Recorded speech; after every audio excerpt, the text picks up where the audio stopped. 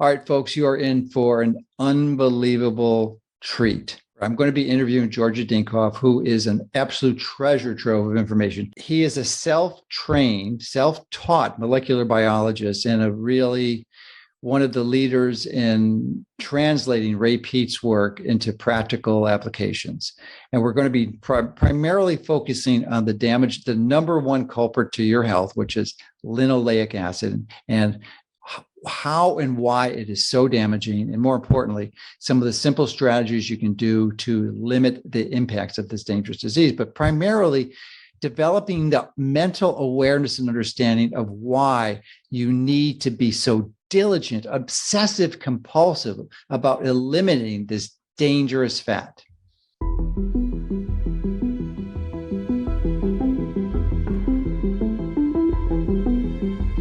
Well, it turns out that when you're consuming a meal with fat, it's composed of many different fatty acids, right? But let's say that we can separate them to saturated fatty acids, monounsaturated, and then polyunsaturated. It turns out that the liver and most of the organs preferentially oxidize the saturated fatty acids and then the monounsaturated fatty acids, while the polyunsaturated acids are predominantly stored. And in the polyunsaturated fatty acids, aside from being, very susceptible to spontaneous, what they call auto-oxidation, right? Combustion. Yes, combustion, exactly. What else can they do? Well, they're precursors to a number of different inflammatory mediators, such as prostaglandins and leukotrienes. And those inflammatory mediators, which are basically derived from linoleic acid. Anyways, if you eat a lot of polyunsaturated fats, and specifically linoleic acid, you will basically have more systemic inflammation. A recent study found that people, even lean people, who are basically running marathons, a good portion of them are actually in acute kidney failure by the time they reach the finish line. I never knew this myself, but it's been confirmed over and over. And the question is, how is this possible? And then they look more into this, and it looks like these circulating fatty acids, which are mostly PUFA, coming from the stores, they're circulating around and causing energetic problems, but also because of the quick peroxidation and quick conversion into the inflammatory mediators, they're damaging many of the organs, predominantly the kidneys. Things such as, again, chronic fasting or eating inflammatory foods should be avoided as much as possible, which means probably cutting out any vegetable oil. If possible. If you're cooking your own food, you have the tools at your disposal to eliminate almost completely the consumption of polyunsaturated fats. Well, what does that mean? Well, if you have to fry things or cook them at high temperature, things such as butter, ghee, beef tallow, right? Even coconut oil, but it has a kind of lower smoke point. All of these are very good substitutes. It may very well turn out that omega-6 is at the core of our deterioration as organisms throughout life. Welcome, everyone. Dr. Mercola helping you take control of your health. And today we are joined with let me start that over again. Welcome, everyone. This is Dr. Mercola helping you take control of your health. And we are delighted to be joined today by Georgi Dinkov, who is really an expert in linoleic acid, one of my favorite topics, because I'm convinced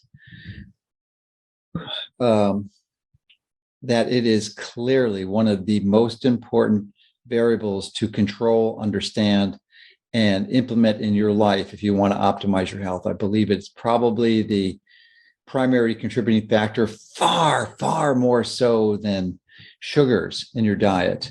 But it's the primary culprit in processed food that contributes to our premature morbidity with chronic degenerative disease and mortality. So we're going to dive deep today in one of my favorite topics. So thank you and welcome, and thank you for joining us today, Georgi. Thank you. Thanks for inviting me. It's an honor to be here. Yeah. So why don't you provide us with a bit of your history and what gives you such a important position to comment on this topic, because you're a diligent researcher, as I understand, and I'm just really curious as to how you acquired this expertise. It was actually, I'm completely self-taught when it comes to biochemistry and just the biology topics in general. My academic training is in computer science, but when I was graduating from college around 2002, we were basically in the United States, the country was entering the post-dot-com crash era, and nobody really wanted to touch people with degrees like mine.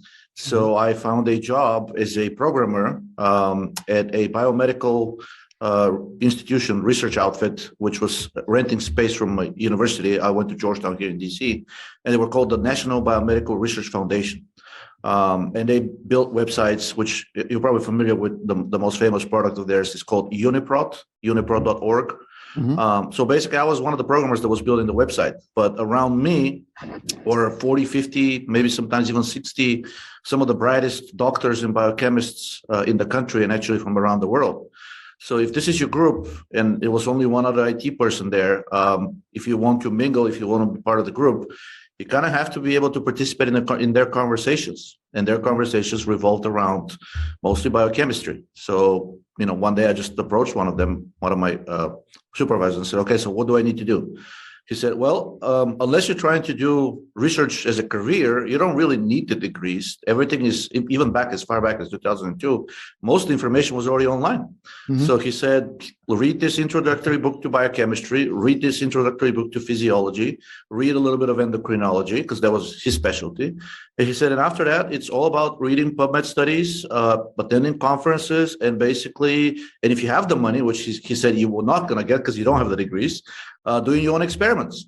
And that's how it started for me. So between 2002, 2005, I was part of this group as a programmer, but I basically started attending all of their lectures and classes. Some of them were teaching at the university. Some of them were teaching at nearby universities. So I kept going.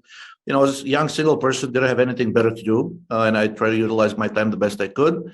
And over a period of about 3 years, it kind of started to click, right? So I started to understand what these people are talking about.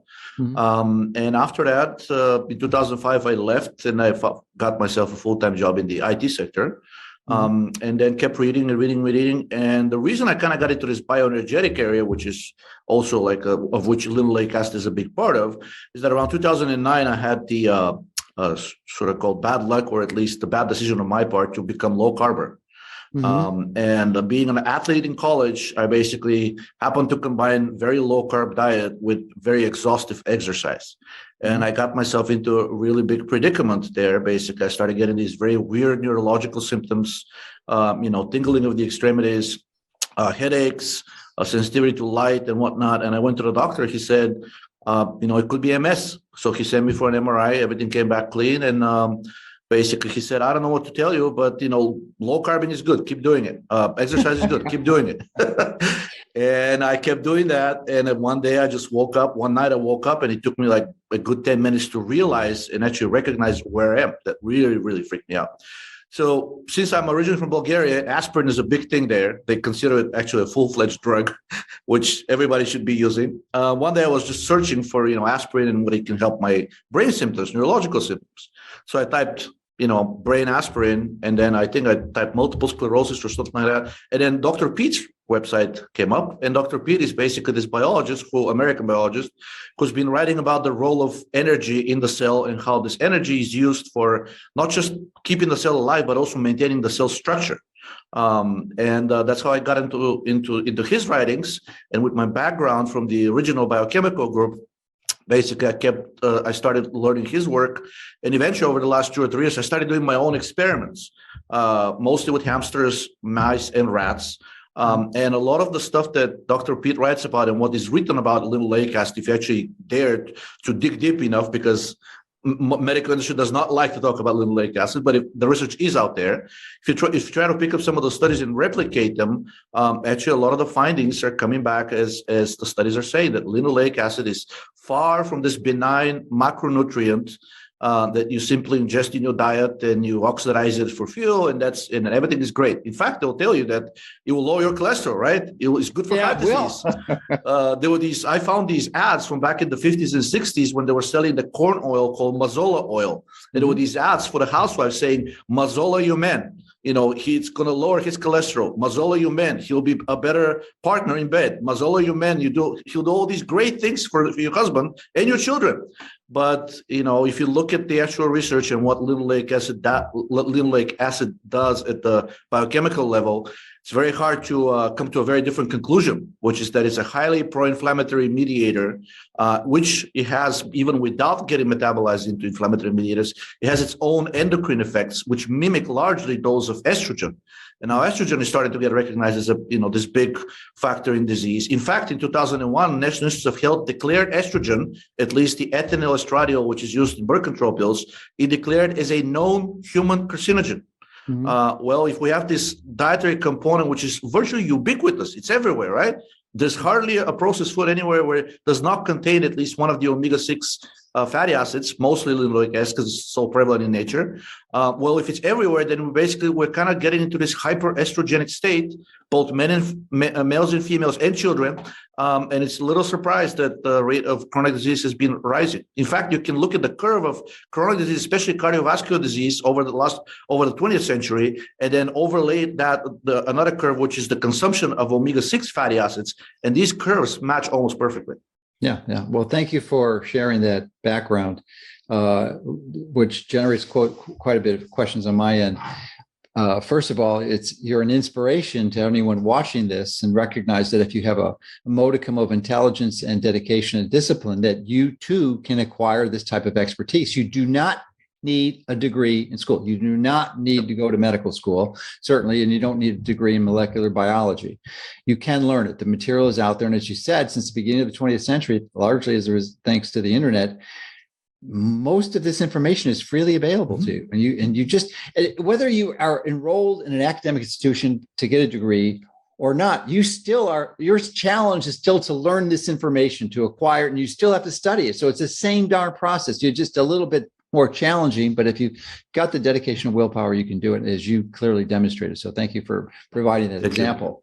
And I'm particularly curious about your experience with the exercise you had. What type of athlete were you? An endurance athlete? Yes, I was rowing. I was okay. On the school. So you're an endurance athlete, and because there's basically two types. There's a strength athlete and an endurance athlete. And I participated for the first 40 years, for 40 years of my life into endurance training, and somewhat regret that, because I'm sure both reached the same conclusion. There are better ways to get healthy. Yeah. Concentric training, which is with weights, right? We're mostly stimulating mitochondria. That's the way to go. Right. Yeah, I couldn't agree more. And I virtually do no endurance training other than through the resistance training, which you can get it's endurance effects, not long term, but you cardiac benefits. This is what I meant, not endurance.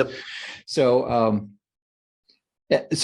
before we dive deep into linoleic acid, the other point you bring out is really an important part of this discussion, because so many people and clinicians and health educators who understand the importance of diet and the role of the food in optimizing your health are confused on this issue. They really believe that the carbs are essentially villains, and they're evil, and you've got to get as low carb as possible. And I was confused too a while back, and obviously a bit later than you understood what was going on. But because most people, 19 out of 20 people in the United States, are metabolically inflexible, and they will benefit from a low carb diet invariably. But the confusion is you can only do it for so long, and then you're going to run into trouble. Exactly. Definitely run into trouble. It's like a short-term intervention. If this is your normal diet for a long term, you're asking for trouble. 100%. There's like no doubt in my mind, and I'm glad you reached this. So why don't you share your experience with us, and let's dive into that one, because that is another important topic to help people understand and clarify the gross misunderstanding out there that's prevalent in many people and educators who are teaching this. Well, the reason I got into it is because, after I got out of college and started getting a little bit older, I started gaining a little bit weight, right? Went to the doctor, did a fasting blood glucose test. The test came back. I was in the upper 90s, right? So the doctor's like, well, between 100 and 120, we call it pre-diabetic. We kind of want to see it below 90. So why don't you cut down on carbs? So I said, okay, how much? He said, well, the more you cut down on carbs, the less carbs there will be in your blood. It turns out that it's not correct. But I did follow that advice initially, and then I cut out almost all the carbs. I didn't go into ketosis, but I was very low carb diet. Maybe I was trying to eat less than 10 grams of carbs per meal. That's ultra low. Normally, low carb is like below 50 grams. Yeah. I mean, I spent a lot of time, which I regret, but maybe it was for good in the long run. I was really diligent with my portions. I was eating a low carb diet, and then I started running. Right. Mm-hmm. So people who do endurance exercise, they know that there's the so-called window of carb burning, and then you hit kind of like a wall, and then if you push through, you're basically going into fat burning mode, right? Really, it's like the difference between the two different muscle fibers, because the glycolytic ones, the white muscle fibers, they prefer to oxidize the sugar. And while you have glycogen available, you're mostly exercising those. But after about 20 minutes or like, let's say an hour of intense exercise, you're probably running low on glycogen, which is the primary storage of glucose in the body. So your liver and muscles, the primary storage of glycogen. So they flush everything they can into the blood, provide the fuel. And then eventually, if that is not enough, then basically what happens is adrenaline has to start rising and cortisol, and they have to start doing two things. Number one, adrenaline will start supplying fat from your fat stores to the bloodstream to circulate and get oxidized as fuel. And because the brain prefers actually to oxidize sugar whenever possible, cortisol will also rise together with adrenaline to shed some of the soft tissue, such as muscles, cartilage, skin, any organ that's basically considered, any tissue that's considered non-crucial, and some of that will get shredded to amino acids, then they'll go to the liver to produce glucose. So long story short, once you exhaust your supplies of sugar from the food that was stored in the body, then you start consuming yourself. And then, that is considered good because you are losing, a bit of a fat in the process, because you have to oxidize fat. And the reason I think doctors used to recommend endurance exercise, because they were saying, well, once you push through the glycogen window and you start burning fat, then going forward, you'll be burning mostly fat, which is correct. But what happens when you burn mostly fat? Well, depending on the type of fatty acids, many of them turns out that they have a very strong anti-insulin effect, and they block the effects of insulin in the body in many cells and tissues. So if you look at a person with type 2 diabetes, actually their blood profile is not very different from the blood profile of a long distance endurance athlete, such as a person running marathons. But it's just the only difference that the person with type 2 diabetes is almost invariably fat. But the bottom line is they have a big supply of fats, basically always going to the bloodstream. So they have high levels of lipolysis, they have high levels of free fatty acids in the blood. And then multiple studies demonstrated that if you actually find a way to either block the effects of these fatty acids at the insulin receptor level, or you find a way to lower lipolysis, or you generally decrease the supply of fat to the blood, the insulin resistance of these people can actually disappear almost completely. There is a famous study done with type 2 diabetics, established type 2 diabetes, there's no question about it. And they gave them actually massive dose of aspirin. And aspirin has a very strong anti-lipolytic effect. It's also anti-inflammatory, but at this dosage, the effects were actually mostly on lipolysis. So they gave them the dosage of 90 milligrams per kilogram. So for a 100 kilo person, that's 9 grams of aspirin daily. Wow. And after they did this for 2 weeks, the entire insulin resistance of these people completely disappeared, despite them still being morbidly obese. Now, after they stopped the aspirin and let them go over a period of a few weeks, then all of the symptoms of insulin resistance and basically high blood sugar and whatnot reappeared.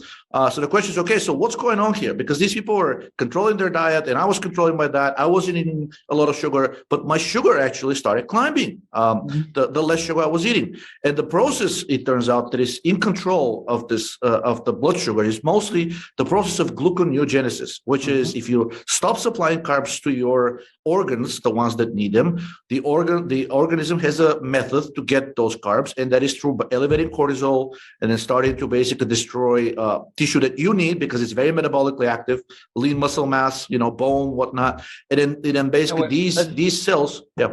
How does the cortisol destroy the lean muscle tissue? Well, I mean, basically, I think it's through the activation of the glucocorticoid receptor, you're basically getting into a situation where this immediately suppresses the synthesis of new DNA and RNA. Really? So, yeah. And one of the methods, one of the ways the anabolic steroids work, turns out, is that it's mostly through antagonism of the glucocorticoid receptor. Which is how the aspirin worked in the study you just cited. Precisely. So what aspirin did is, first of all, it lowers lipolysis because it blocks some of the receptors on which adrenaline works. And number two, it actually is an inhibitor. It turns out that the metabolite of aspirin, salicylic acid, is an inhibitor of the enzyme 11-beta hydroxysteroid dehydrogenase type 1, which is the enzyme that synthesizes the active cortisol from the inactive cortisol. So you basically, by lowering drastically these people's cortisol, which implies that it was high in the first place, you completely cured the insulin resistance while they still maintain their obesity. And of course, after they stopped and then, they went back to their, high stress lipolytic lifestyle, then all these things return. But it shows you that it's stress, which is what we associate cortisol with, and which is what drives this process of insulin resistance, and obesity. Even basically people with Cushing disease, I'm sure you've seen them in your career, they have the typical phenotype, very skinny extremities and basically rotund, very like a round midsection. Actually, that would be Cushing's syndrome, I think. Yeah, Cushing's syndrome. Cushing's disease is a very specific tumor of the, I think, the adrenal cortex, where maybe it's one of the hormone tumors. Yeah, it's a pituitary. It's a pituitary. It's pituitary. Yeah, maybe anterior pituitary. But I did see one of those patients in my lifetime, and he was actually blind and in a wheelchair. Yeah. Not from the Cushing's disease, but it was indirectly. He had been to the University of Chicago, and they decided he needed brain surgery to save his life because it was indeed a tumor that was killing him. But they slipped into surgery and they paralyzed his optic nerves, or they cut his optic nerves, so he was blind. And then the anesthesiologist screwed up on the anesthesia, and they paralyzed him from the waist down. So he was blind and in a wheelchair from the attempt to resolve his problems.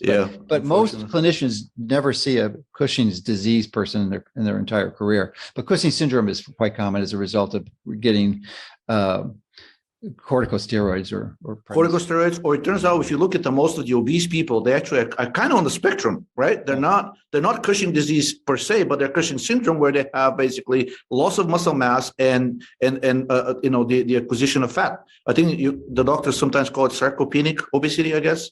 It's like very low muscle mass, but like basically like significant amount of fat.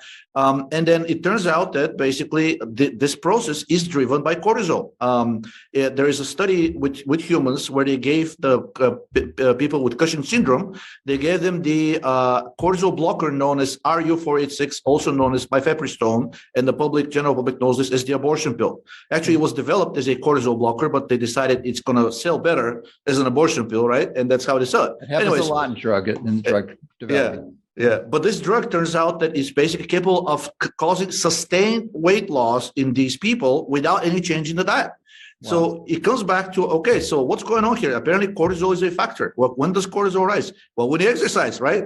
And what happens if you don't provide sugar on top of that? Well, I guess cortisol is probably going to rise even higher. I made the sort of like I kind of felt that I was hypercortisolemic because I had trouble sleeping. I was shaking all the time. I was cold, right? My blood sugar was starting to go higher. And then the doctor said, well, we probably should run a check for some hormones. And then he checked my cortisol, and I was 2 times higher than the upper limit, to the point where the doctor said, oh my God, this could be Cushing disease, right? Cushing disease, right? So he sent me for another MRI, but everything came back normal. He said, well, the only explanation that I have is that you're overexerting yourself. And then he was right. So after I found Dr. Pete, I kind of stopped this madness. I regained my normal diet. It wasn't a high carb diet yet, but it was a normal diet where basically the macronutrients are about equal, 33% each, right? And then all of my problems sort of like slowly disappeared, and I was feeling normal again. I was sleeping, I wasn't jittery all the time. I wasn't getting psychotic. And what year was this? That was 2009, 2010 timeframe. Okay, yeah. Good.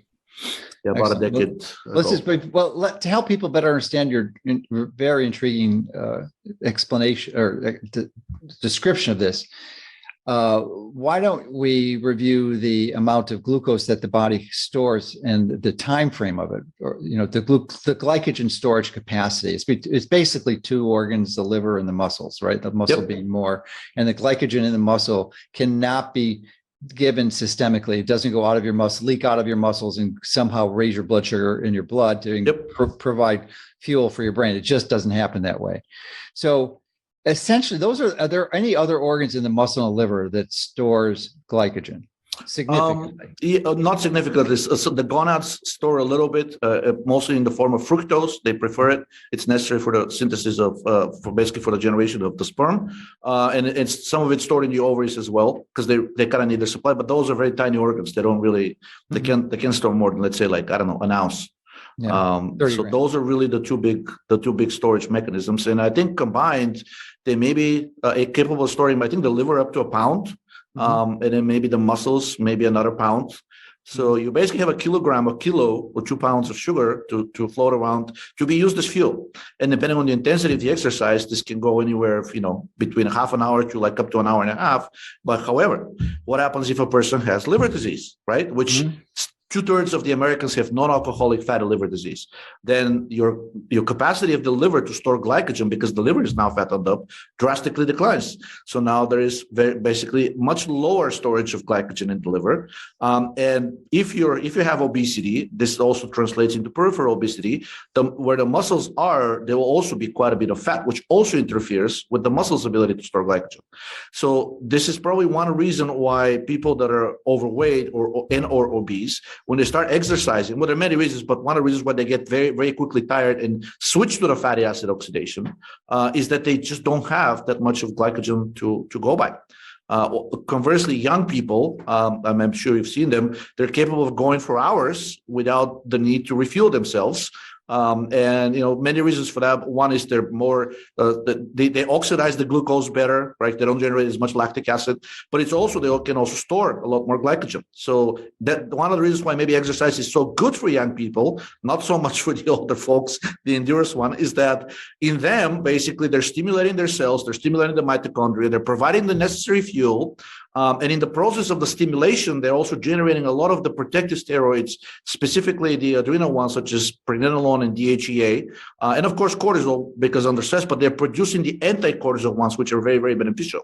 In the older people, the outer, I think some of the layers that are producing pregnenolone and DHEA are kind of atrophying. So you're left with the zona, I think fasciculata, it's called, produces cortisol mostly. So an exercise in an older person tends to produce mostly cortisol. And that's why older people, or like people that are sicker, when they exercise, they get very quickly jittery, they get weak extremities, and they can't perform as well as the young folks. It's basically the low glycogen stores and higher levels of stress hormones. Yeah. So you mentioned the NAFLD as being pervasive in American culture. I'm wondering what your belief is in the cause for this problem. Is it because there's basically two primary issues? Obviously not alcohol, because that's the name of the disease, but it's either excess carbohydrates in the form primarily fructose, which I believe Robert Lustig or perhaps Richard Johnson advocates as the primary issue, and that does seem to help when you reduce the fructose levels. But it seems that excess linoleic acid may be more of the pernicious villain. What's your take on it? Definitely, I completely agree 100%. There was a study with was actually alcoholic fatty liver disease. In fact, alcoholic cirrhosis. There is a researcher under the last name of Nanji, and he did quite a bit of research with alcoholics who have cirrhosis, and it's also a type of fattening of the liver, but just a different cause. And they basically had different groups, and he then confirmed with animals as well. So he had different groups. One group was basically allowed to eat their normal diet. Another group was was very carefully asked to remove all of the fats, so they're given only coconut oil. And another group was actually given ghee, which is the kind of like an Indian version of butter, right? Well, it's the butter with the protein removed. Yes, exactly. Clarified butter. Yes. Yeah. So what happened? Well, the group that was allowed to consume their normal diet, which happened to be very high in omega-6 acids and primarily the linoleic acid, not only they had their cirrhosis, basically they had a very classic progression of cirrhosis to the point where they had liver failure and died. The groups that ate the coconut oil, they had complete removal of omega-6 acids from the diet, so they were in close to 100% saturated fat. Not only that, basically the cirrhosis stopped, it was reversed in the presence of continued alcohol abuse.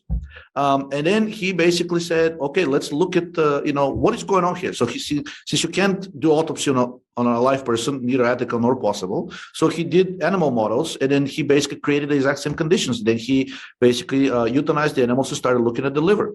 Well, it looks like the liver of people who are eating predominantly omega-6 fatty acids very quickly gets fattened up. Well, the liver and it gets damaged, so it gets also fattened up, and also there's a cell damage of the Kupffer cells due to the many peroxide products of these omega-6 fatty acids. A lot of malondialdehyde, there's another very specific one, 4-hydroxy-nonenal, I think it's called. Several of the studies. 4-HNE for sure. Yeah. So the liver was chock full of these toxins, some of which were actually known to be carcinogens. Malondialdehyde, I think, is now officially accepted as a carcinogen. Well, the livers of the animals that basically were still alcoholic but were given the saturated fatty acids, they had very little oxidative damage to the cells, and they weren't fat.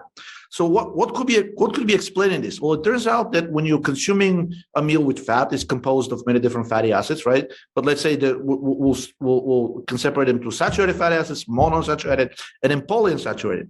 It turns out that the liver and most of the organs preferentially oxidize the saturated fatty acids and then the monounsaturated fatty acids, while the polyunsaturated acids are predominantly stored. And in the polyunsaturated fatty acids, aside from being very susceptible to spontaneous, what they call auto-oxidation, right? Combustion. Yes, combustion, exactly.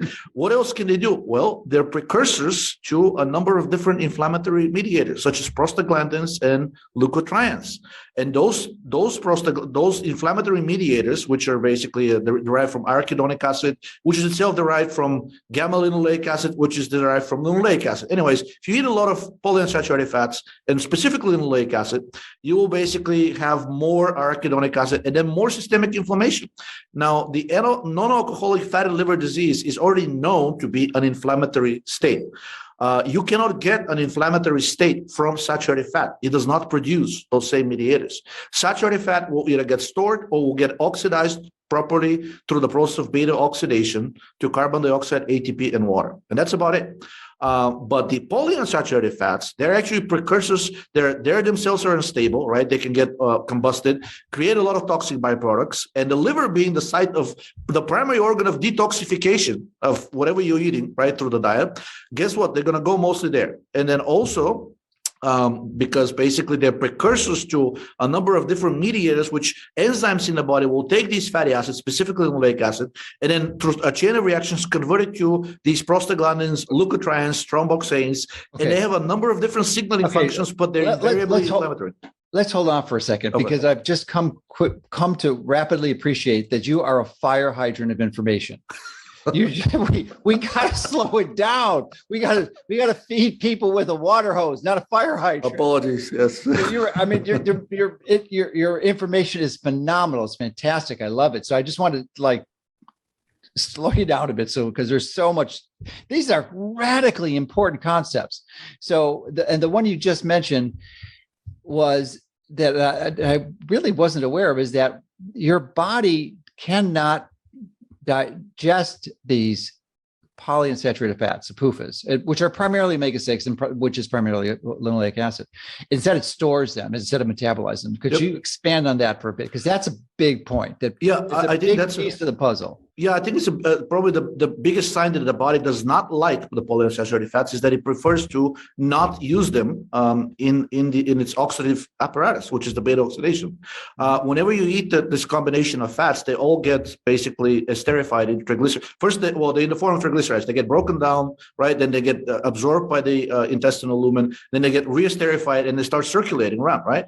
Well, it looks like basically the triglycerides composed primarily of the polyunsaturated fats, they float around. They have a much longer half-life in the bloodstream compared to the saturated and monounsaturated, which tells you that something is happening to the other fatty acids, but the PUFAs are kind of being left behind. Well, what is happening? And if you look at the composition of the fatty tissue of a person on a typical Western diet, we get bombarded all the time with the warnings like, "Oh, you're eating too much saturated fat," right? Mm-hmm. But if you take a biopsy, right, you will see that the majority of the fat that these people are storing is actually polyunsaturated. The saturated fat they got from the diet was mostly oxidized, and then basically much less of it was actually stored. Now, the reverse process of that, and that's really what's causing most of the problems with diabetes, such as kidney failure, liver failure, and whatnot, is that conversely, when you're starving or you're fasting, which is what many people with diabetes will be asked to do to lose weight, right? Mm-hmm. Then you have lipolysis, which is the breakdown of this fatty tissue, and then supplying these fats to the rest of the organs for oxidation. But if most of the fat that was stored was PUFA, guess what will get released after lipolysis is increased? It will mostly be PUFA. Okay. And then the recent studies. Wait. Let's stop here, because we want to feed people in small amounts so they can digest it. Because if we give them a whole steak at once, it's kind of hard to consume. So the sort of a background statement to this, it's implied in what you said that the importance of removing these is how long are they there?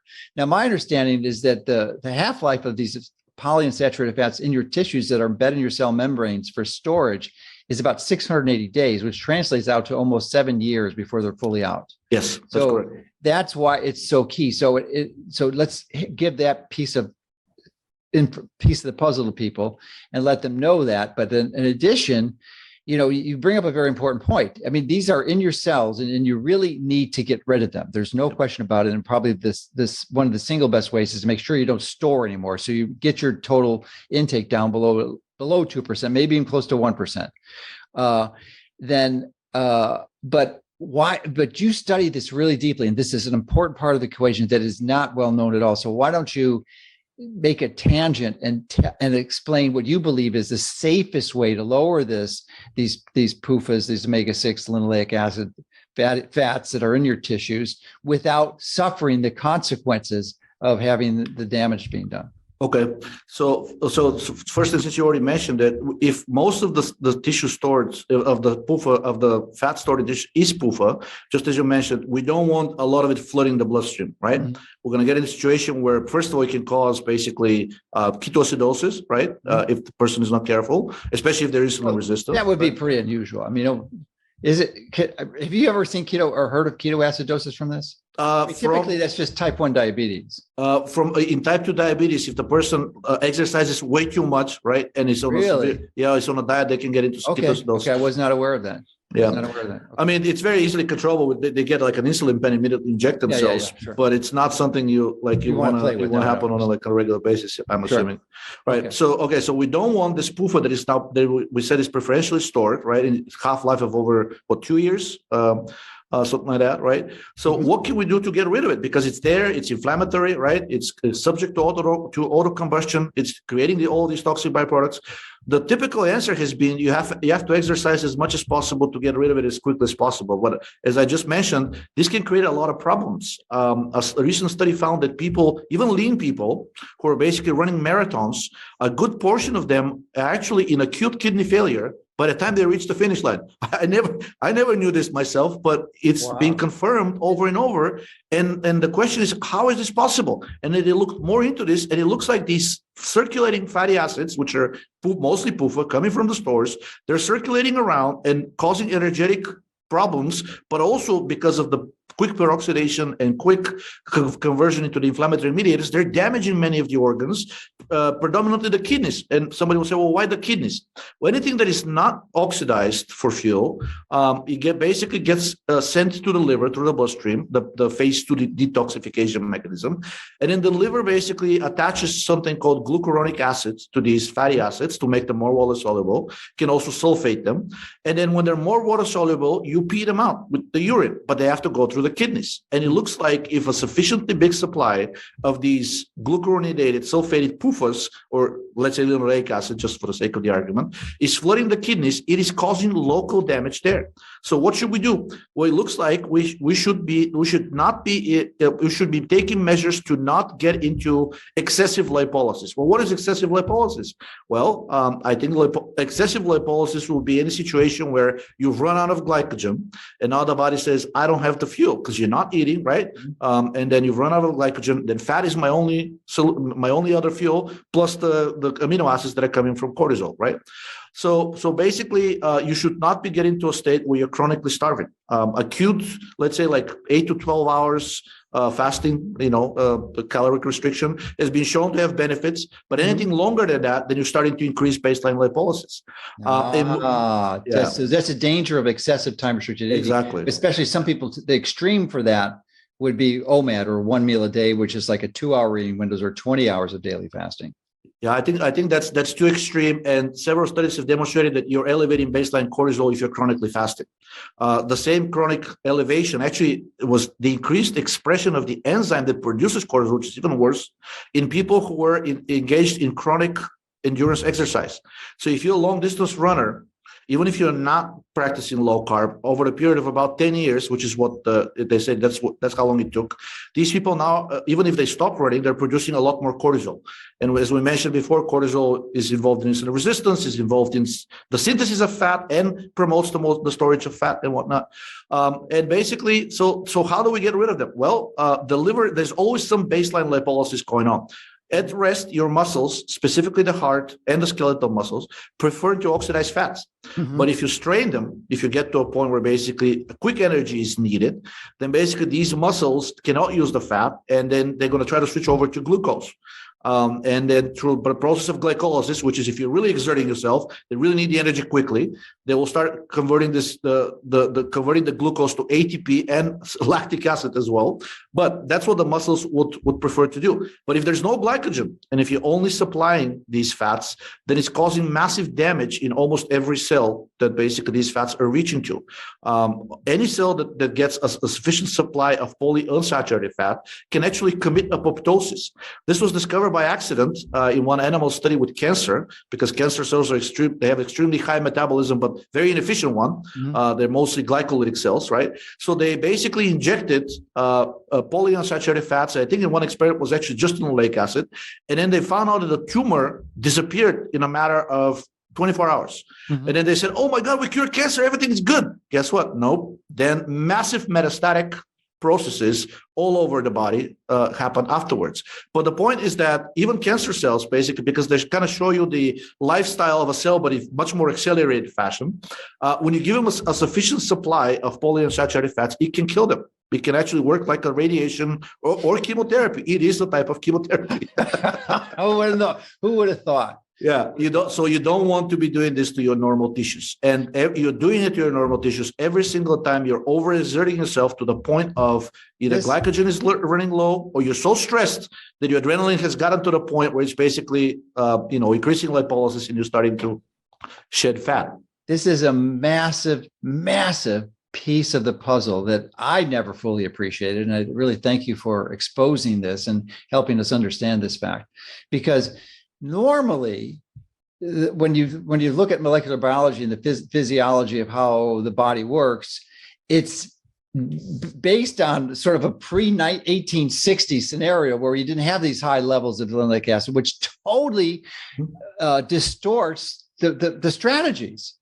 Because if they weren't there, you could activate autophagy and get all these benefits. The excess, you could have a much longer time restricted eating window, but this linoleic acid is the game changer. It totally radically modifies the concept of what needs to be implemented to optimize your health. Completely agree. And I don't know if you've seen the older ads from McDonald's, and I don't know when Burger King came around, but McDonald's used to fry their fries and most of their foods in beef tallow. Yeah.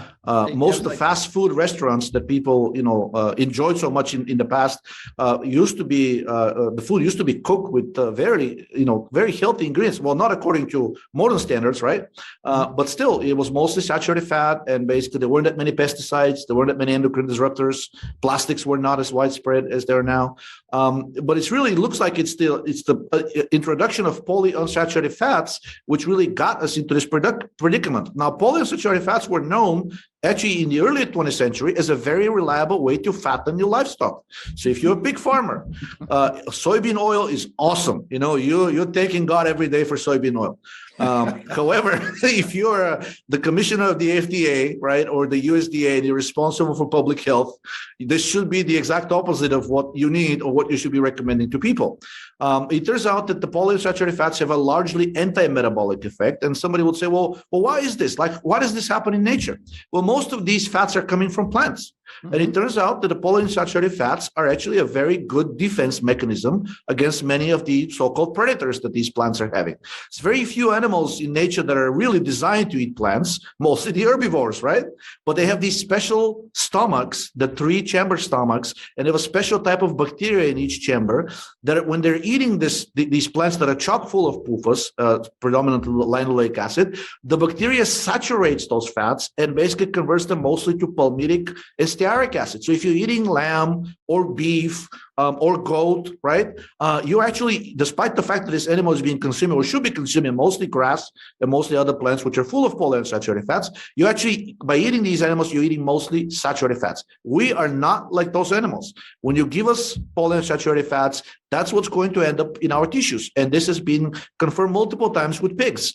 If you feed them the cornmeal, which is, it's got quite a bit of linoleic acid there because of the corn oil, right? If you eat them soybean meal, right, and it's the soybean oil in there, then basically the fatty acid composition of lard will be mostly polyunsaturated. Every once in a while, I'll read a study and says, we had 3 groups of animals, 1 zero fat, 1 high saturated fat. And what did they give them for high saturated fat? Lard. Yes. 20% linoleic acid. Exactly. 30%. Yeah. And that's how basically we are these days. We consume a lot of this food to which the only provable, whether it's benefit or not, we can discuss later if we have time, is that it says it lowers the levels of LDL. And this, for a while, this has been a great mystery. It is true that if you consume a lot of omega-6 or omega-3, LDL, which is known also as the bad cholesterol, even though it's not really bad, it's the oxidized cholesterol that's bad, but let's say it's bad for a while, it will truly drop. And then there was this mystery for a while, and I think last year, suddenly they discovered what the really mystery is. When you're consuming saturated fats, they're very good at improving the structure of the cell, specifically the lipid bilayer. Mm-hmm. Now, and basically this means that because a lot of the cholesterol is stored there, what is happening is that the cell says, I don't need as much cholesterol. You're giving me a lot of structural material. I love these saturated fatty acids. I can synthesize my own cholesterol from them if needed be. So I'm going to dump some of my extra cholesterol into the bloodstream. Mm-hmm. And because this cholesterol needs to be carried around, it's carried around by LDL. So when you're eating saturated fat, yes, your LDL is rising, but it's rising because the cholesterol that is already in the cell is actually not as needed anymore. But it's a good sign. But when you're eating the PUFA is actually increasing the hydrophilicity of the cell because the PUFA itself is an unsaturated fat with at least 2 double bonds and actually more if you go into the omega-3s. So the cell says, oh my God, I don't like this permeability in my layer. I have to protect my cells from viruses, bacteria, and whatnot. So I need to basically protect myself. I need more cholesterol. So what's happening is that basically the body is starting to dump the cholesterol from LDL into the cells to help them protect themselves from this onslaught of PUFA. So it's actually a bad side effect. And to confirm this, since we now know, I think medicine officially admits that it's the oxidized cholesterol that is the problem. Specifically, it's member known as 7-ketocholesterol, which is a very pro-atherogenic molecule, no doubt about it. But then they've confirmed multiple times that if you feed saturated fat, the levels of 7-ketocholesterol decline. It's an oxidative product of cholesterol. But if you feed PUFA, which is basically stimulating these destructive peroxidative processes, the levels of 7-ketocholesterol increases. And then they looked at the plaque, which is in the blood vessels, which is basically kind of like, this is what really gives you the heart attack when a chunk basically gets cut off and starts floating around and plugs a blood vessel. Then they looked at the plaque and they said, okay, what does it contain? Well, it contains white blood cells, contains calcium, and contains PUFA peroxidation byproducts.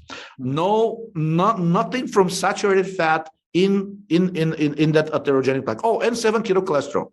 So that's really the plaque, and it turns out that the plaque is basically a reaction to an inflammation which is caused by these toxic PUFA byproducts and PUFA itself being inflammatory. And when it gets lodged into the walls, the endothelial cells that are lining the blood vessels, this causes a localized inflammatory reaction, and the first response of the body is to send there the white blood cells, and basically to kind of like protect the blood vessel wall from damage and from rupture. That's really the purpose of the plaque. So it's the body's not trying to kill you; it's simply trying to repair in the best possible manner, or to isolate the issue which is there. And the issue that it's trying to isolate is the PUFA peroxidation byproducts and 7-keto-cholesterol. So how can you get around this? Don't eat PUFA, or at least drastically reduce it. Go back to whatever the grandmother was eating 70 years ago.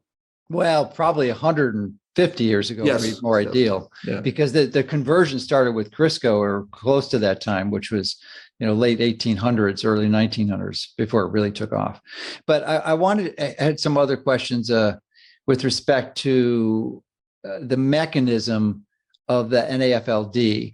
You had mentioned that is it the inflammatory or just the mechanism of PUFA-LA damage in general? Is it? My understanding was the linoleic acid, a virgin linoleic acid that's consumed from a healthy plant seed or nut, not necessarily industrially processed seed oil, of course, but there are healthy omega-6s out there, and if you get them and they're essentially undamaged, is it the inflammatory mediators that they produce that's the issue, or is the oxidative byproducts like malondialdehyde or 4-HNE that causes most of the damage? I would say 20-80 in favor of the latter. In other words, the inflammatory effects are really the strongly damaging part, and this is confirmed. 80%. 80%. Gosh, I would have thought it was reversed. If you give people aspirin or another non-steroidal anti-inflammatory drug, you knock it out. And in fact, several studies have demonstrated you can actually stop, though not reverse, NAFLD with the regular consumption of baby aspirin. Wow, that is mind-blowing. Really, I really appreciate that insights. Okay, so I want to follow up on, we started going down the rabbit hole of essentially not encouraging people to go to excessive fasting, time-restricted eating, or even water fasting, multi-day water fasting, which is going to make it even worse, which explains the paradox that many people have of they wear these blood glucose monitors, and they notice that their blood sugar drops, and then all of a sudden, 2, 3, 4 days into it, their blood sugar starts rising again for this very same reason. Yep. So there's, without a doubt, acute fasting has benefits. It has been proven time and again in virtually every clinical trial that looked at it. And the question is, okay, so what does it do? Because really, unless you're fasting for, let's say, like a month, you're not going to be losing that much of that extra fat that's making you insulin resistant. But we're seeing in the first 24 to 48 hours that blood glucose drops, the production of carbon dioxide increases, which is a symptom of good mitochondrial function, right? The stress hormones tend to decline initially, but then after that they rise. So what's going on? What is responsible for the benefits of acute fasting? And then a group did a study with animals, and then some animals they kept germ-free, which means they gave them an antibiotic, and their GI tract was entirely sterile. I think in the US, in most countries, it's done with people before abdominal surgery to kind of like limit the risk of infection. They give them these very powerful antibiotics that completely kill off the microbiome, which is the bacteria that's in your gut, right? And then they had several groups. Some groups were basically germ-free, and then other groups were not germ-free. And then they found out that basically that the germ-free animals, first of all, never got fat. You feed them whatever you want. They just don't get fat. Or if they do, they rapidly, you got to feed them a really very high calorie diets in order to get to like a slight obesity.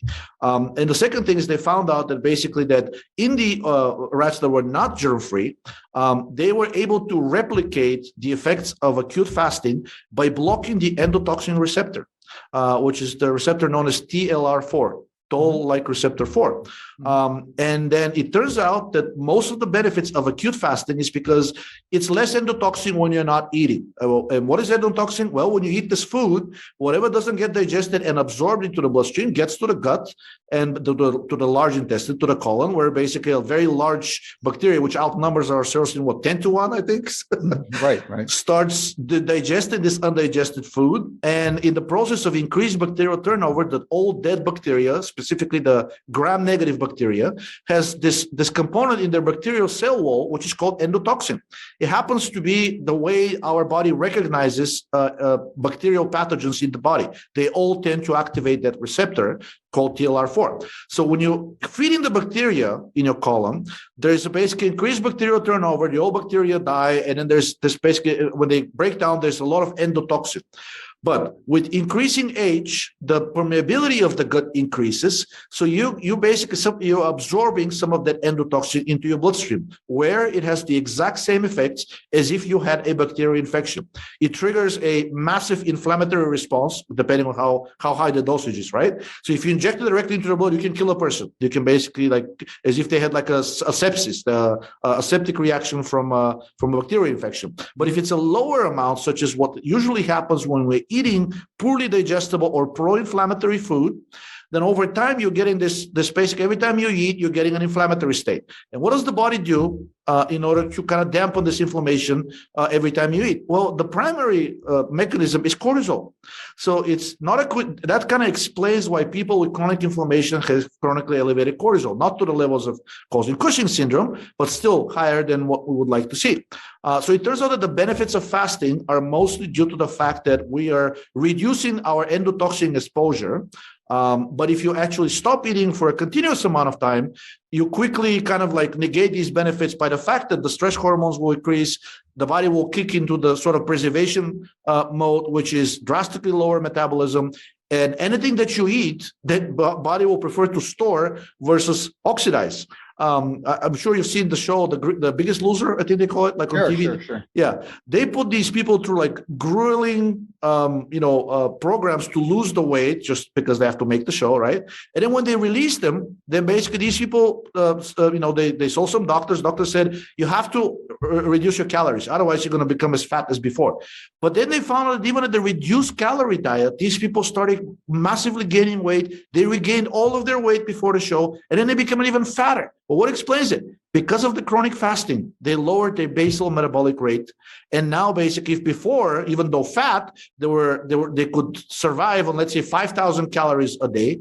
After they lost all the weight, they found that even on a 1,500 calorie diet a day, they were gaining weight. So this chronic fasting basically tells the body that the resources are not there. So the body should basically lower the metabolic rate. You don't want to consume yourself, right? If your metabolism stays high, but you're not eating, eventually you'll get into a very catabolic state. And it's seen in people with Graves' disease, which is hyperthyroidism, right? They get, if it's uncontrolled, they can get like really, really skinny. They look almost like a cancer patient. So that's what happens with chronic fasting. We are basically chronically lowering our metabolic rate. So let's go back to the elevation of cortisol. It appears there's two contributions once you're in the fasting mode. One is that it's a response to the low glucose in your body's inability to provide glucose as a substrate for fuel, primarily in your brain, but other tissues too, and heart. So the cortisol increases in an effort to increase your blood glucose, but also is it a result of your body converting over to lipolysis, digesting the fat stores, and the fats are primarily PUFAs. They're going to be pro-inflammatory mediators, which also contribute to it. And exactly. So that's correct. I just wanted to, because that is confusing. You didn't mention them together, but there's two mechanisms going on here. And would you say they're both equally contributing, or is one more than the other? I think they're both equally contributing because, I mean, the reason it's confirmed is, as I said, the endotoxin experiment confirmed that the rising of cortisol is actually a good portion of it is driven, at least above baseline, is driven by this inflammatory state, which is caused by the endotoxin. But PUFA can cause the exact same state. So just as you combine them, the reason you're getting the elevated cortisol is you're kind of killing yourself. You're removing the fuel, right, which is what your brain wants, and then you're telling the body, okay, consume me, right? Instead, okay, I'll consume you, but the things that you stored are kind of crappy. Toxic and killing you. All right, so we have to pay for the sins of our past, or at least acknowledge that we've sinned in the past. Now, most of this sin was a sin of ignorance, because very, very few, it's way less than 1% of the population understood this was going on. And most of the understanding came in this century. The last century, this was virtually unknown. I mean, probably Ray Peat was ahead of the crowds. I don't know when he started his understanding of it, but he was one of the few people. And I want to dive into Ray Peat if we have time, because he's another. Probably we're going to have you back for Ray Peat, because that's a whole other rabbit hole to dive in. But I want to finish this one because it's so important. So essentially, because we committed those sins, we non-intentionally filled up our fat stores with linoleic acid, and almost everyone has, over 20% of their fats are linoleic acid stored in the cell membrane. So you've got if you are going to address your health, you've got to take any efforts and steps to integrate that knowledge into your take-home points, which you're going to implement. So, and along those lines, I want to go back to how do we safely reduce these stores of linoleic acid without self-sabotaging. We clearly know, you've made it abundantly clear and provided the mechanism of action, that it is not extensive fasting. You are self-sabotaging if you engage in that behavior. So stop it. Yep. It's well-intentioned, but it's confused, and it's basically fails to integrate the understanding of the importance of this massive amount of a toxic fat that we've ingested out of ignorance. So what's the safest way to lower those levels? And it's going to take years. It's going to take you at least 5 years. You know that once you start. So this is a marathon. This is not a sprint. Okay, so a bit of a good news, whether it's applicable to humans, yet to be determined. They did a study with monkeys, and they looked at their fatty acid profile in the fat tissues, just like humans. Basically, they're like us. If they feed them crappy PUFA meals, they're going to accumulate PUFA in the tissues. And then they put the monkeys on a completely fat-free diet for 30 days. Now, a disclaimer, I'm not advocating for that. I'm only providing it as an informational piece that it may be possible to do it more quickly than, the several years, which is what the long half-life would imply. Okay. So after about 30 days, the monkeys started producing the so-called mead acid, which is an omega-9 monounsaturated fat, and it's basically a symptom of essential fatty acid deficiency, is what medicine calls it, but it's basically low levels of polyunsaturated fats. Our bodies start producing mead acid when there is not enough of these fats into the bloodstream. And then they looked at the fatty acid profile of the fatty tissue. It was still mostly PUFA, just like you said, a very long half-life. But basically the outer layer was now mostly saturated because of the sugar diet that was eaten, no PUFA whatsoever. And then basically these animals stayed in an essential fatty acid deficient state for as long as they were consuming the zero fat diet. However, they didn't look very happy. They were nervous. They seemed like they were hungry all the time. Their metabolic rate did increase, which is one probably confirms the anti-metabolic effects of PUFA when they were completely cut out. So what else can be done? Well, then they've looked at the fatty acid profiles of people who have changed their diet drastically. Usually people from Far East Asia, especially Japan and like the Okinawa, when they come to a Western country, and they just kind of changes their diet. So they've done some studies of how long does it take. Well, we said we shouldn't be overexerting ourselves. We shouldn't be starving chronically, right? There's always some baseline lipolysis going on because your muscles prefer at rest to oxidize it. So what does that mean? Well, we should build muscle mass, right? We should be maximizing the lean muscle mass in the body.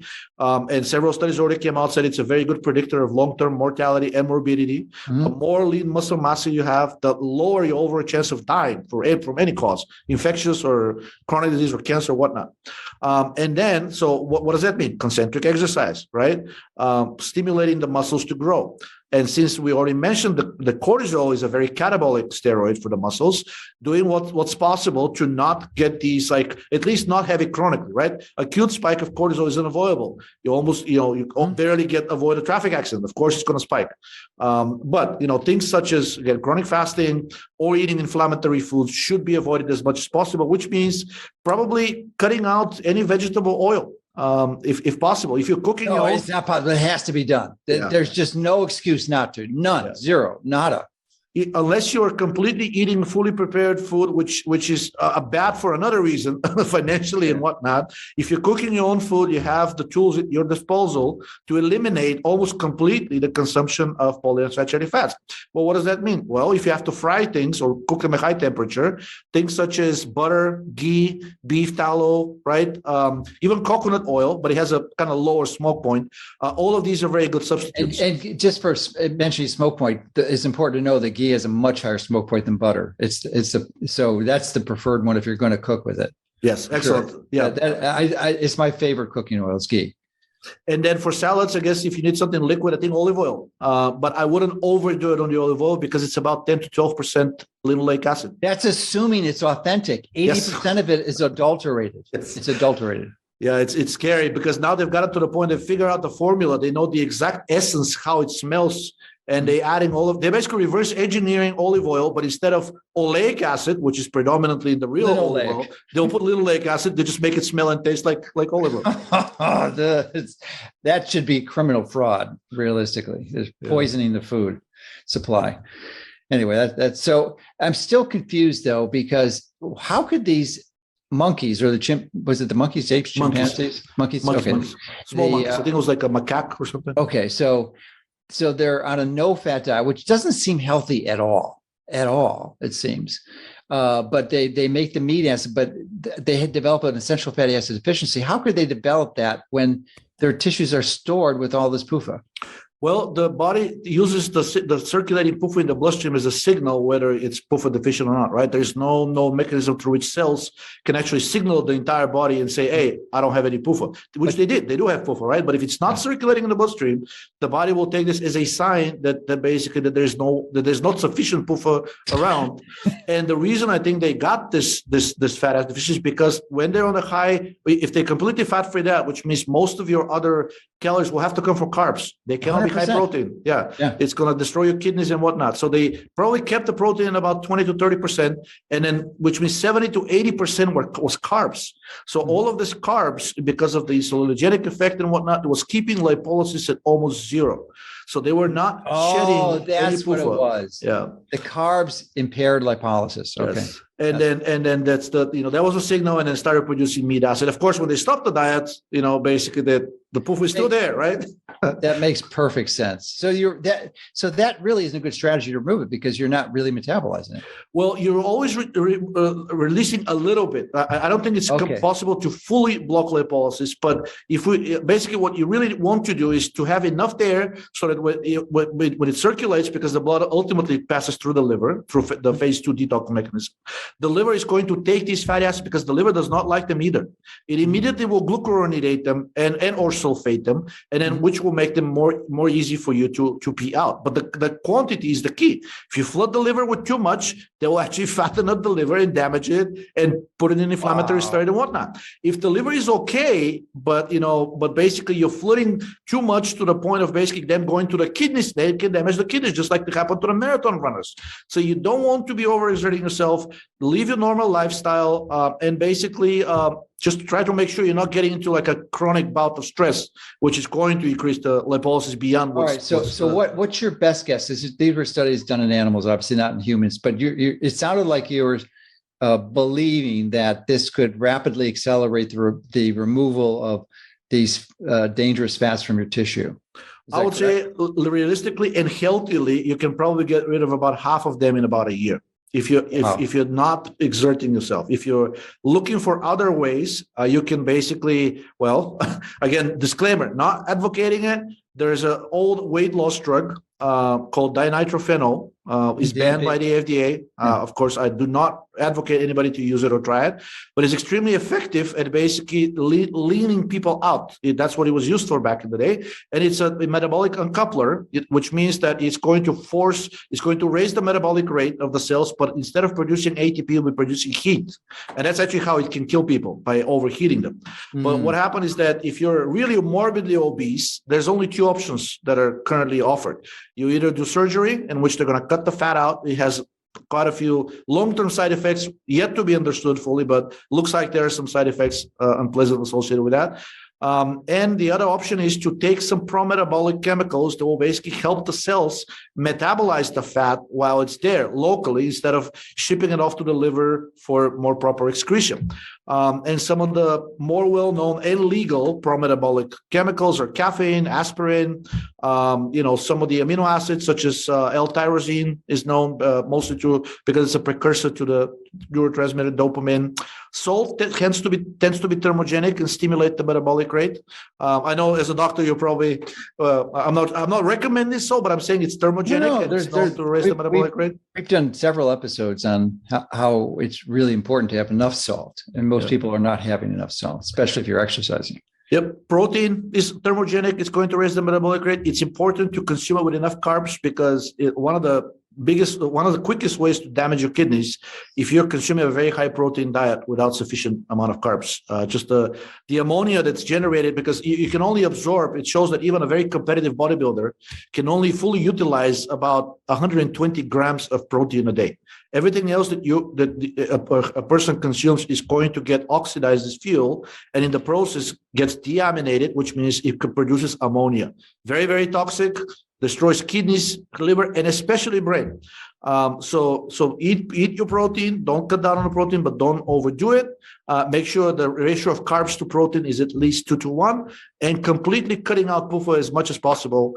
Especially if you're cooking your own food. Then there's no excuse. 2-to-1. Do you generally advocate that 2-to-1 protein to carb ratio? It depends on how insulin resistant the person is, but in my experience, most people are cutting off carbs too much to the point of where they're eating protein, which is also insulinogenic, and basically it's going to cause a hypoglycemic response, raises cortisol, and then they go into this really.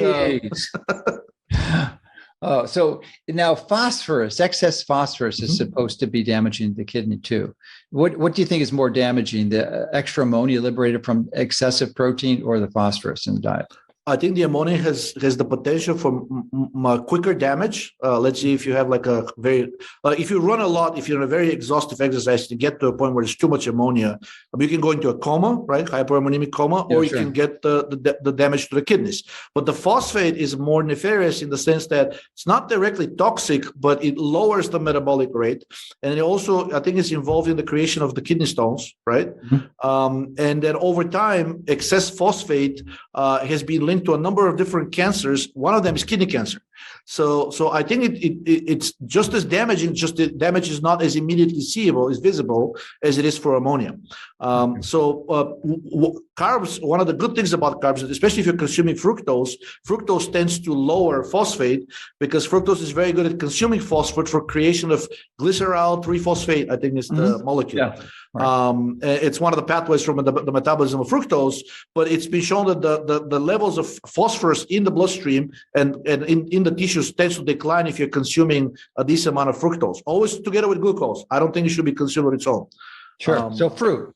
Yes, exactly. Ripe fruit. Yeah. Ripe fruit. The benefits of fruit. So, gosh, this is so I'm really curious. Well, I'll go back to this point. There's so much.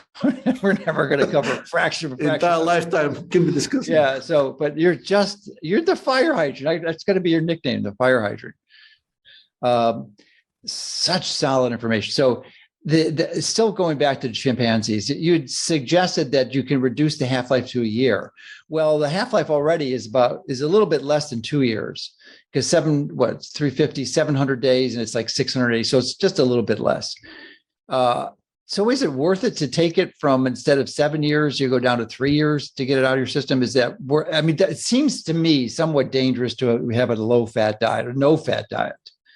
Yeah, I'm not advocating the no-fat diet. I think, like I said, if you're eating your normal diet, but you're excluding the dietary PUFA, at least you're not adding to the storage, right?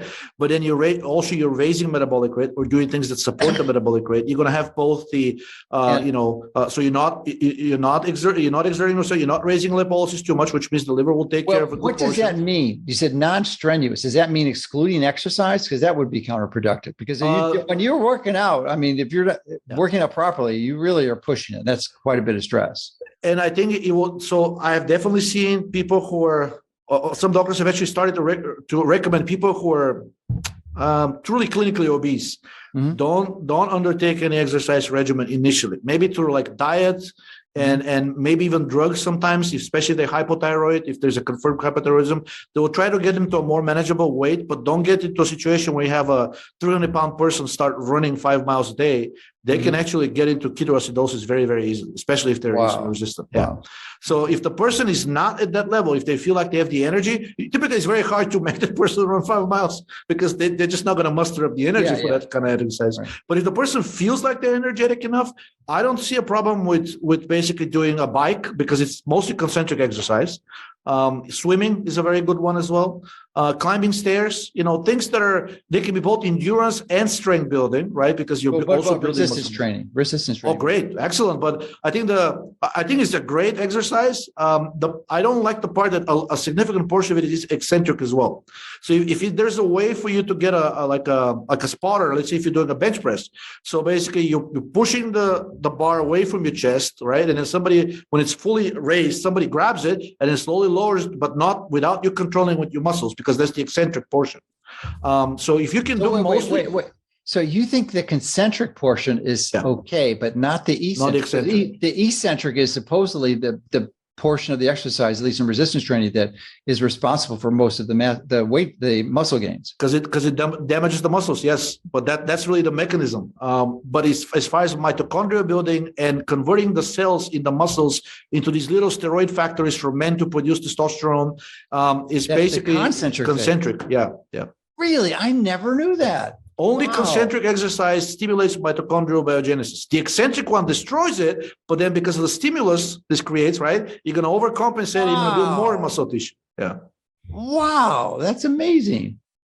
Didn't realize that. So in general, as a health strategy, would you advocate for limiting the eccentric component of resistance training? Or radically especially if the person has elevated cortisol, or at least high ratio of the testosterone to cortisol for males and DHEA to cortisol for females. In fact, these ratios now have been proposed as biomarkers for everything from mental disease to chronic stress, diabetes to cancer to cardiovascular disease. So DHEA is anti-cortisol, has anti-cortisol effects, and so does testosterone. But for males, the primary anti-cortisol hormone tends to be the testosterone if they're producing enough of it. And in females, it's of adrenal origin because they don't produce as much testosterone, and it's DHEA. So if the testosterone to cortisol ratio is not at least 10-1, or if the DHEA to cortisol ratio it's not at least 10-1, you're in trouble. Basically, that's really the cutoff that multiple studies have shown in people. You're already getting into the unhealthy state. Anything over 15, you're probably going to be obese. And anything over 20, it's likely there's going to be some full-blown clinical condition. Mental, metabolic, cancer potentially, neurological, if you want. All right. So for those who choose to take bioidentical hormone replacement therapy, do you believe there's a significant difference between swallowing it and exposing that hormone to metabolism in the liver and lowering the likely intake or input of the active metabolite and you're going to get conversion product, or a mucosal application, transmucosal application like a rectal or vaginal suppository? So do you have any thoughts on the differences between those administrations, or do you think for most people oral is sufficient, and even though you're going to have some reduced conversion in the liver? So recent studies have kind of confirmed what Dr. Pete has been saying for years, and he has a product based on that theory, is that so when you ingest fats, if the fat has a carbon chain of longer than 14 carbons, so I think it's called myristic acid is the 14, anything higher than that, those fats get into the body, systemically, get mostly through the lymphatic system. They avoid the first pass through the liver. Anything less than 14, anything less than 14 is predominantly portal vein, which means they go through the liver, they get metabolized, right? So what does that mean? Steroids are lipids, okay? So if you consume the steroids without any fat, depending on the steroids, I think it's going to be confirmed that for most steroids, you get about 80% passes through the liver. The liver will deactivate a good portion of it, right? And then you're going to get a very low bioavailability, maybe 10 to 15% oral. However, what happens if you consume the steroid with longer chain fats? There was a company that patented this and just finished several clinical trials and had their testosterone product approved, where it is emulsified with long chain fatty acids, unfortunately from peanut oil. Boom, boom, slap across the face. Why can't it be olive oil? Why does it have to be peanut oil? I mean, I guess it's cheaper, right? I mean, I know it is because it's cheaper. Or coconut oil. Or, yes. Yeah. You know. So, but they proved, even though there are studies that suggest that that's the case, they proved that when you ingest this testosterone emulsion in a capsule, when it's emulsified with this peanut oil, about 80% is actually avoiding the liver, and you're getting like about 80% systemic bioavailability, which is huge.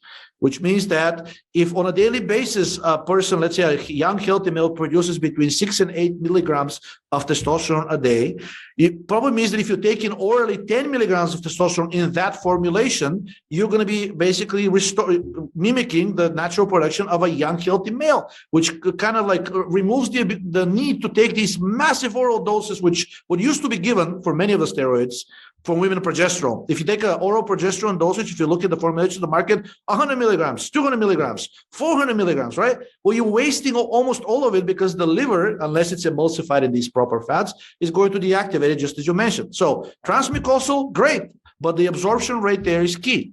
Where does it absorb best? As you mentioned, you already suggested, the mouth, right? Rectally, vaginally, right?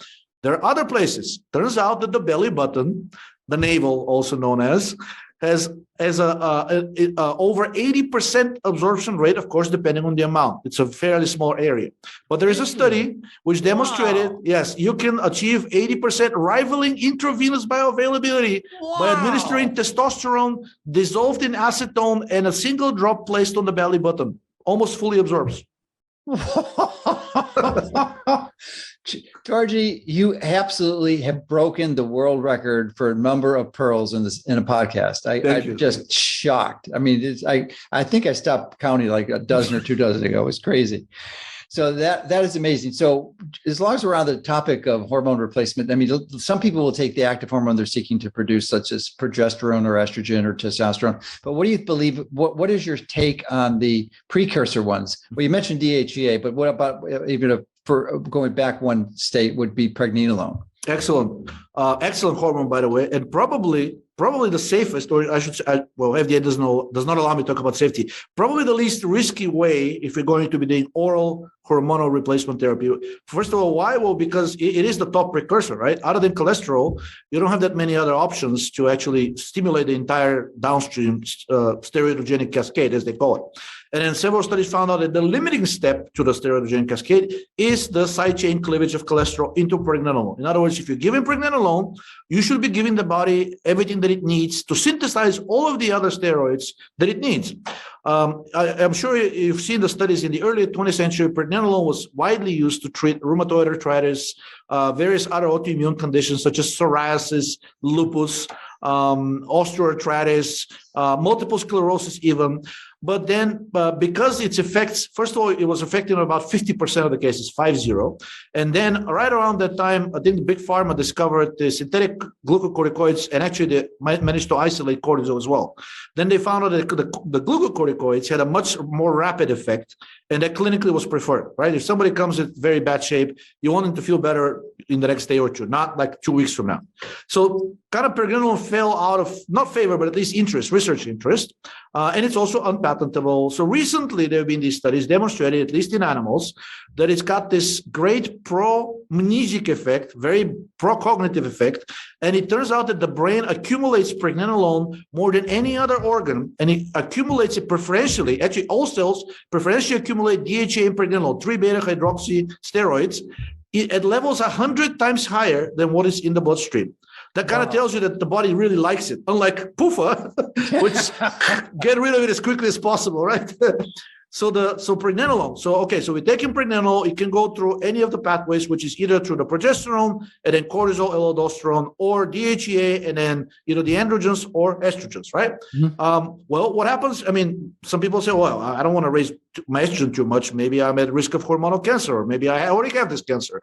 Well, recent studies with humans for mental health conditions, such as schizophrenia, administered pregnenolone in a dosage of 500 milligrams daily without any negative effect on any of the downstream hormones that they tested. And they did test the major ones, such as estradiol, testosterone, dihydrotestosterone, estrone, cortisol, aldosterone. It didn't change them in any negative way, but it did have benefit on their condition, which was schizophrenia, type of psychosis. But did they implement your pearl of taking the pregnenolone with the fat? No. So that's the other thing. So if you did that, use that strategy, how much pregnenolone do you think the average adult, what the range would be if they took it with the fat? And the fat, does that mean you could take it with, like, say a meal, or you're having 2, 3, 4 ounces of butter, or does it need to be actually taken in a capsule that is sort of embedded in the fat?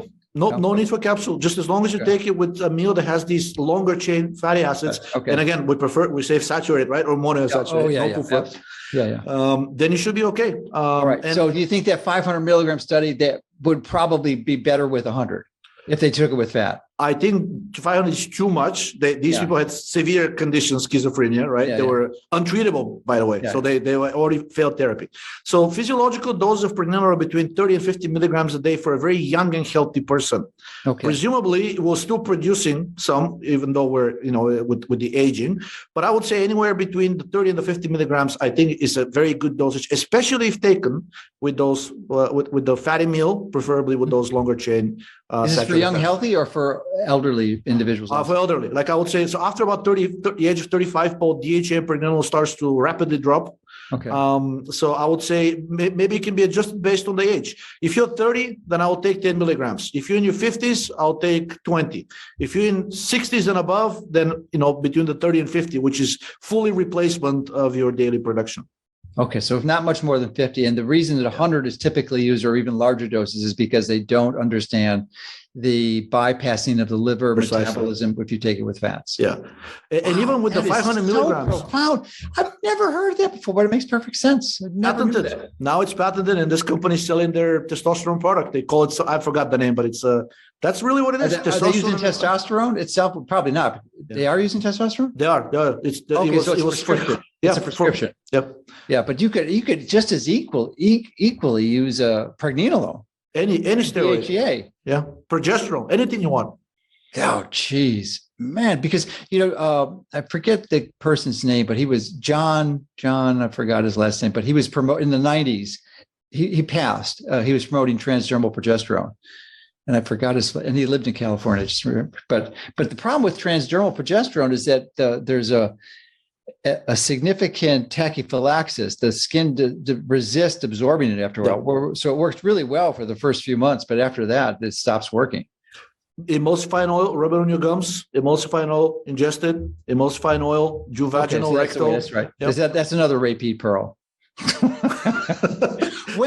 I'm just curious. I mean, we will address Ray Peat's litany or plethora of solid knowledge in a future episode. But when did he understand the damage of linoleic acid? He has to be one of the first. Or do you know of anyone that understood this before he did? I think I've seen studies before he doesn't have that many published studies, but the writings where he actually really started kind of like attacking PUFA and specifically linoleic acid was in the late 80s and early 90s. That's when most of his books were written. Wow. Yeah. Okay. So as long as we're on linoleic, we are not going to hit even 10% of what I was thinking of hitting in this interview. But one of the challenges every time I talk about this, not every time, but most every time, someone will bring up a researcher. I'm not sure if it's appropriate label for him, but Brian Peskin, and I'm sure you're familiar with his work. He's a strong advocate of healthy omega-6 supplementation, which seems to me is almost medically reprehensible to make that recommendation, and negligent. It's just not necessary for anyone. So what do you think of Peskin's philosophy or approach and recommendations in doing that? And do you believe there's any need for omega-6 supplement?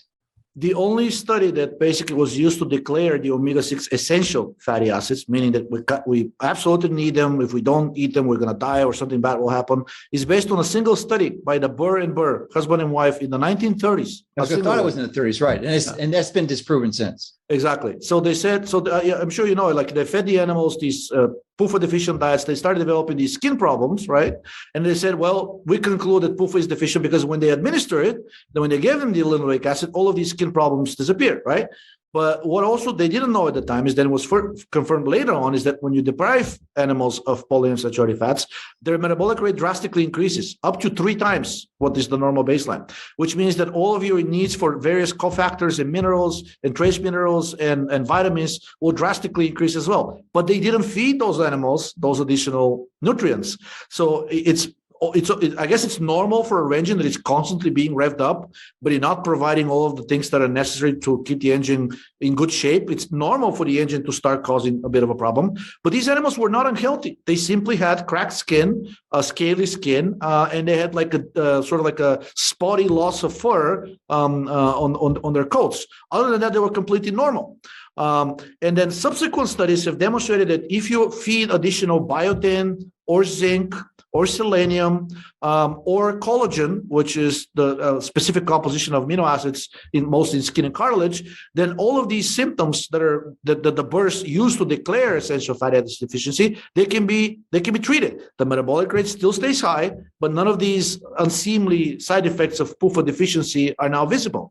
So I don't think there is a case for calling them essential fatty acids. And even if they were, subsequent studies demonstrated that you can satisfy the essential fatty acid requirements for any person of any age with at most 2 grams daily. Guess what? We're consuming a lot more than 2 grams daily. Yes. What's your perception of the amount? The confusion here results in how much linoleic acid is versus omega-6, because a lot of times there's distinction is not made. But I thought it was over 50 to 70 grams a day of omega-6 fat. Yeah, of course. I mean, if the average American is consuming 80 to 90 grams of fat daily, used to be mostly saturated fat, it's not anymore. Now it's mostly PUFA. So if let's say if like 90% of that fat is PUFA and about 60 to 70% is linoleic acid, then you are getting like in excess of 50 grams of linoleic acid a day. That's massive. 25 times what you need. Yeah. And prime, do you concur that from or my belief that this is the primary culprit of almost all metabolic disease? Oh, and in fact, if we now that more evidence is starting to accumulate that things like cancer and Alzheimer's and Parkinson are also metabolic diseases, at some point we may be able to make the statement that it's omega-6 is the primary cause of all diseases. And furthermore, now that science starting to draw the parallel between diseases and aging, the primary risk factor for disease is what? Age, right? For chronic disease. Yeah. So if they are the same process, it may very well turn out that omega-6 is at the core of our deterioration as organisms throughout life, whether it's pathological or natural aging, as they call it, may turn out to be the same thing and nothing natural about it, maybe self-induced. All right, so let's tie up the bow on the omega-6 oil recommendation as a supplement. Do you believe, as I do, that those should be, that it will never happen, but that the FDA should ban those and remove them from all the shelves because there's never any need to take an omega-6 supplement? Absolutely. I think if that happens, we're going to see a drastic reduction, first in cancers and then later in the more traditional metabolic disease, such as diabetes. Yeah. So if you're watching this and you have some and been convinced for whatever reason by reading Brian Paskin or others that suggest you should get omega-6 supplement, toss it out or give it to a neighbor or a relative that you don't particularly care for. Or make varnish out of it. Makes for a very good varnish.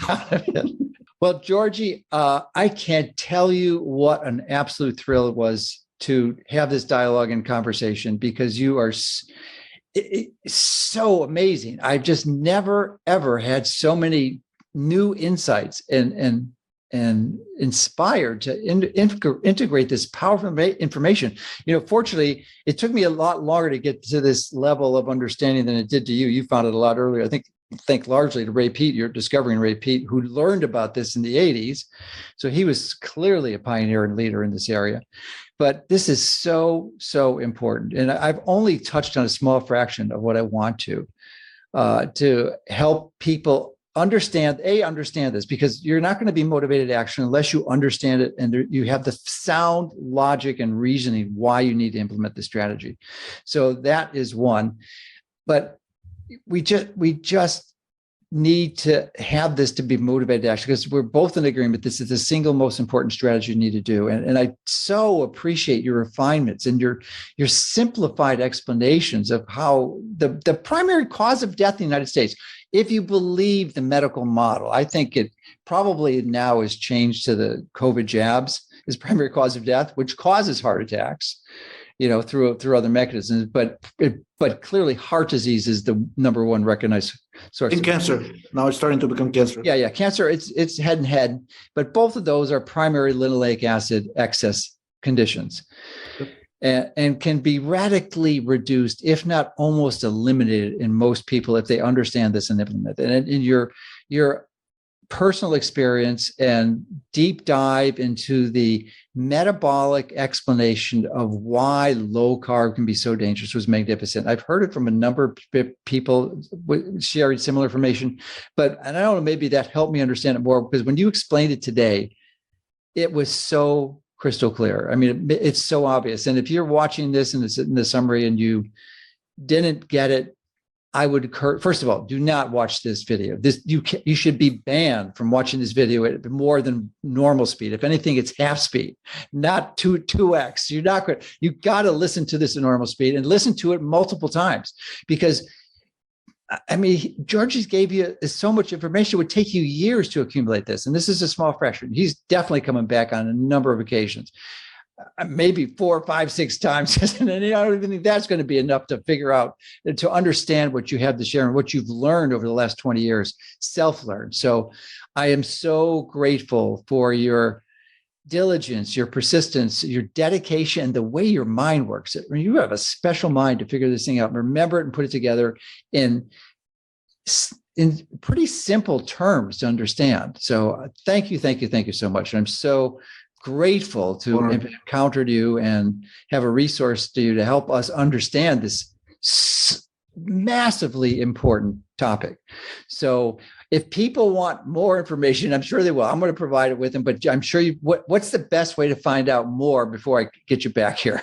Where can they go and get more Georgi Dinkov? I just have a blog. I write online under the alias Hey. What is that name from? Because I've been reading your blog for the last 2 or 3 years, ever since I got interested in this. And I don't know how I encountered it, but I did.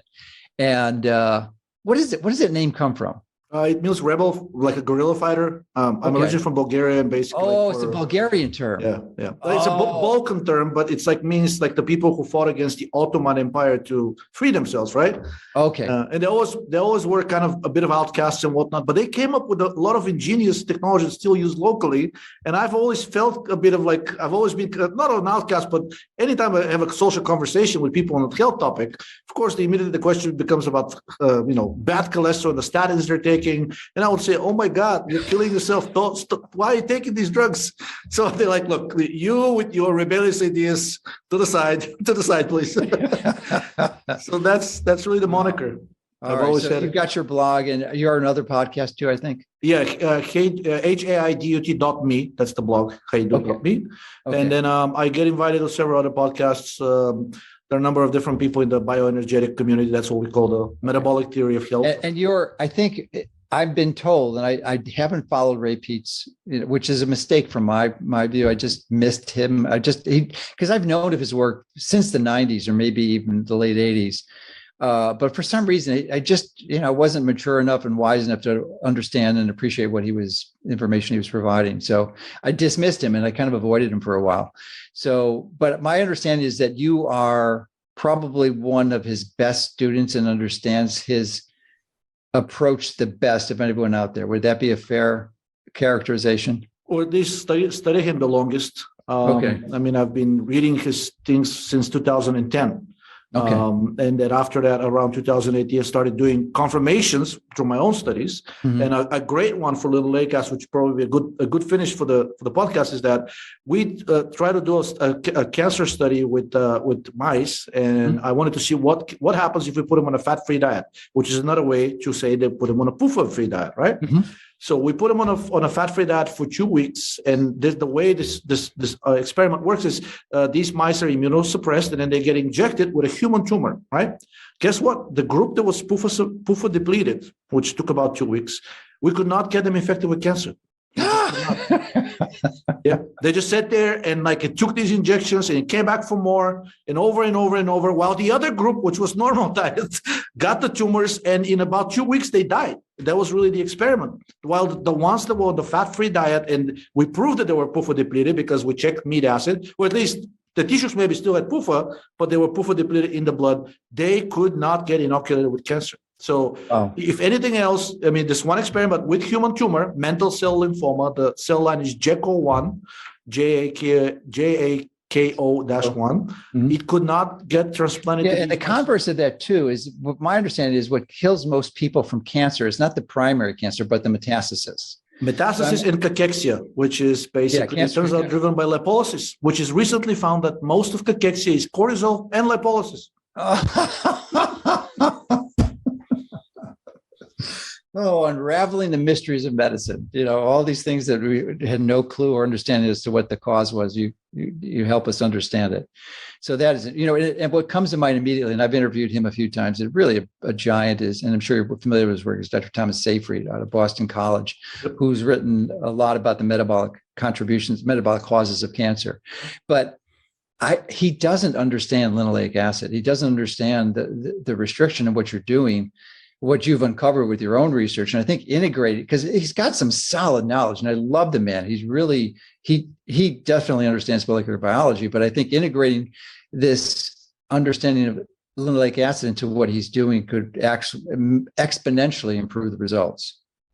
Any kind of insight into current cancer therapies that PUFA is a major factor will probably steer the entire field in the right direction. I mean, it's just a simple realization that these cancer patients are always under stress, which means always high lipolysis. So give them a little bit of vitamin E, a great way to sort of like block some of the effects of PUFA. Just simple intervention, or a little bit of aspirin, which is anti-lipolytic or anti-inflammatory and whatnot.